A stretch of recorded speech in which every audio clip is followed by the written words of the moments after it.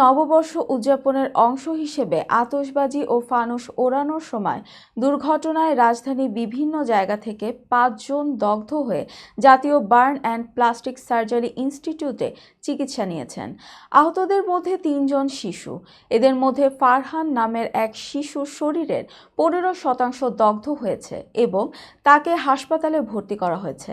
বাকি ৪ জন সিফান মল্লিক, তাফসির, সেন্টু এবং সম্রাট প্রাথমিক চিকিৎসা নিয়ে হাসপাতাল ছেড়েছেন।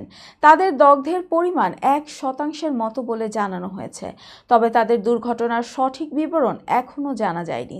জাতীয় বার্ন অ্যান্ড প্লাস্টিক সার্জারি ইনস্টিটিউটের জরুরি বিভাগের আবাসিক সার্জন ডক্টর শাওন বিন রহমান এ তথ্য নিশ্চিত করেছেন। তিনি বলেন, রাতে বিভিন্ন জায়গা থেকে ৫ জন দগ্ধ হয়ে হাসপাতালে এসেছিলেন।